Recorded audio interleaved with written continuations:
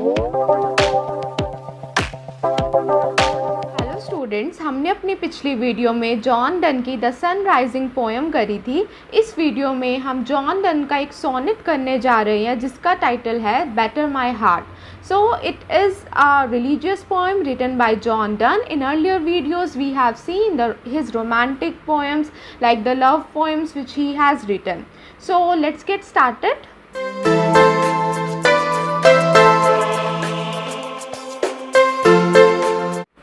Better my heart also known as Holy sonnet 14। तो ये कौन सा सोनेट है? You have to remember it is a sonnet number 14 and it is a holy sonnet. तो इस वीडियो में जो गॉड है it is directed at God and ask him to take hold of the speaker. जो poet है वो God को कह रहा है कि तुम मुझको अपनी शरण में ले लो because I am suffering from my pains. तो this poem is a part of series of 19 poems. Actually जो 19 पोएम्स जॉन डन ने लिखी थी उसका ये एक हिस्सा है which are most commonly referred as divine meditations, जिसको क्या नाम दिया जाता है?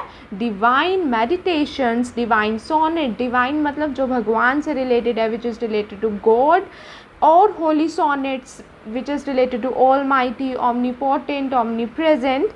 Better My Heart was published 2 years after Donne's death. तो डन्स की डेथ के बाद, मृत्यु के बाद 2 साल बाद ये जो पोएम है ये पब्लिश करी गई थी। John Donne wrote Holy sonnet 14 in 1609।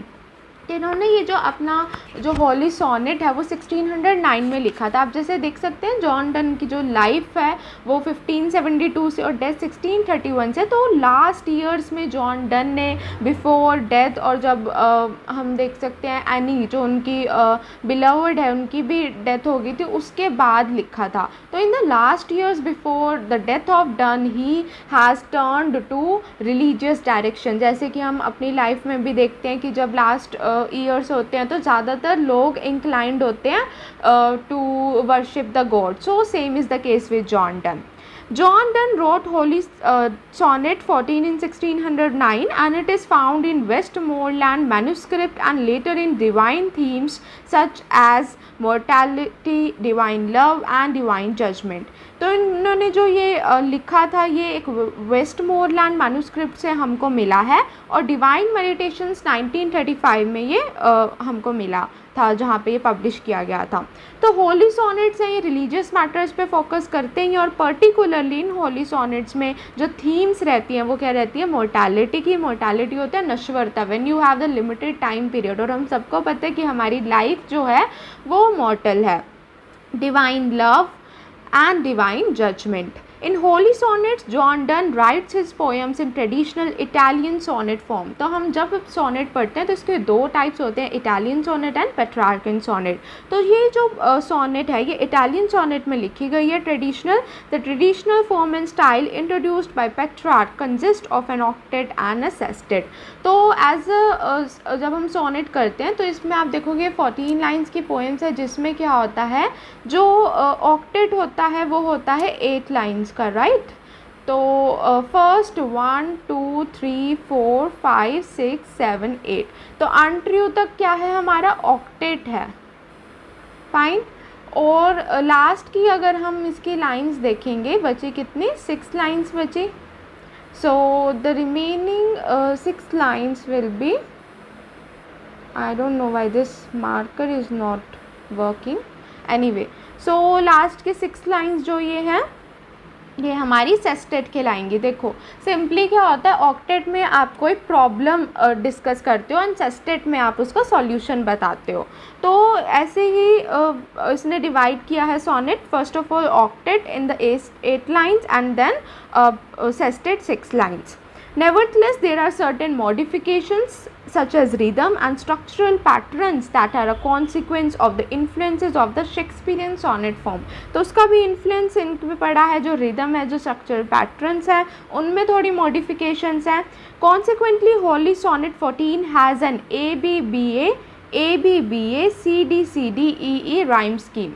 तो अगर आप इसको देखोगे, is rhyming with new, so A, mend is rhyming with bend, B, due is rhyming with untrue, end with defend, untrue, then again is rhyming with due, we have seen.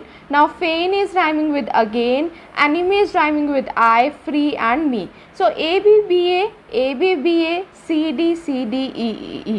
It is the rhyming pattern of the holy sonnet 14. So जब भी आप कोई poem पढ़ो या sonnet पढ़ो, उसका rhyming pattern जानना बहुत ज़रूरी है कि किस राइमिंग पैटर्न में पोइट ने कविता लिखी है. And iambic pentameter. Although it is written in one big block, the poem follows, as previously mentioned, the form and style of the Italian sonnet. So, Better My Heart expresses the lyrical voice call upon God to take hold of him. अब जो better my heart कविता है, इसमें जो poet है पूरी कविता में क्या कह रहा है, गॉड से एक रिक्वेस्ट कर रहा है कि आप मेरे को अपनी होल्ड में ले लो. While using deeply spiritual and physical arresting images, the main themes of the poem are love, religion and violence. So, as yet but knock, breathe, shine and seek to mend, that I may rise and stand, overthrow me and bend your force to break, blow, burn and make me new. I liken earth's uptown to another dew, labor to admit you, but oh, to no end. Reason your viceroy in me should defend, but is captived and proves weak or untrue. सो इस टांग सकते हैं कि जो octet जो है, जो 8 lines का है, यहाँ इसमें क्या बातचीत चल रही है.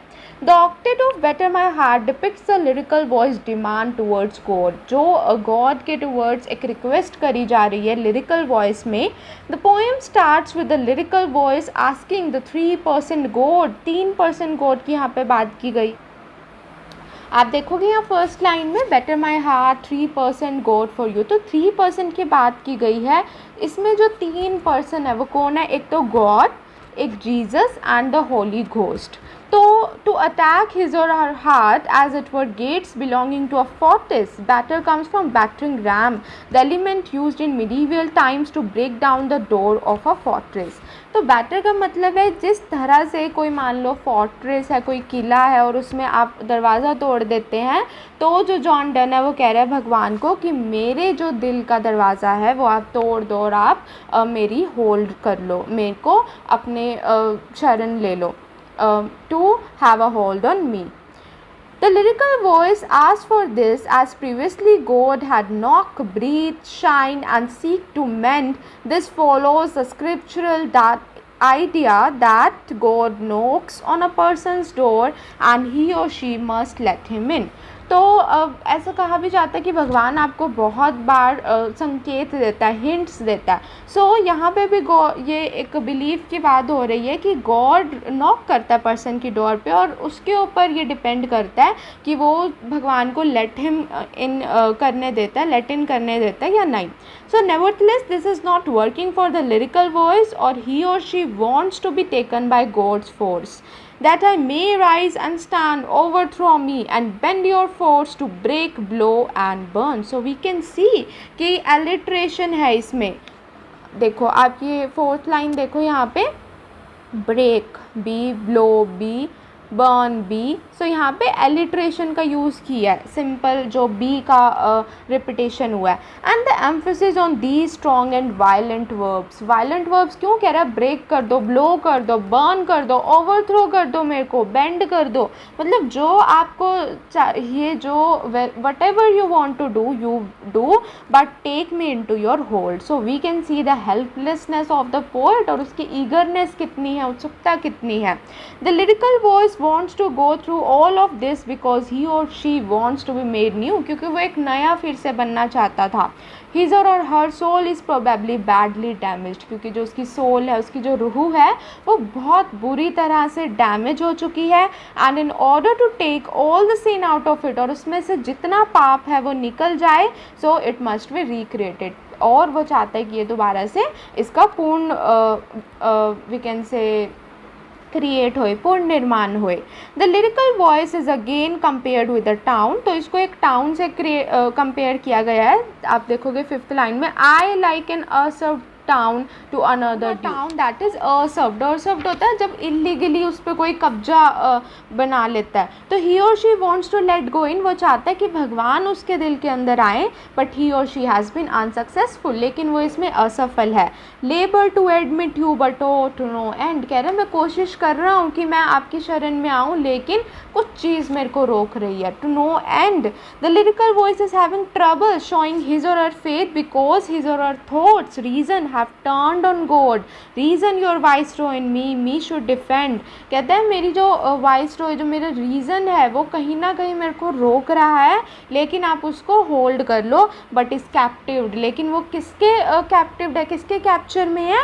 एंड प्रूव्स वीक और अनट्रू, वो डेविल के कैप्चर में है. जॉन डन इनडायरेक्टली कहना चाहता है जो बहुत वीक फील कर रही है, अनट्रू फील कर रही है.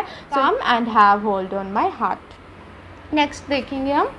But I M betrothed unto your enemy, divorce me, untie or break that knot again. Take me to you, imprison me, for I accept you enthrall me, never shall be free, nor ever chaste except you ravish me.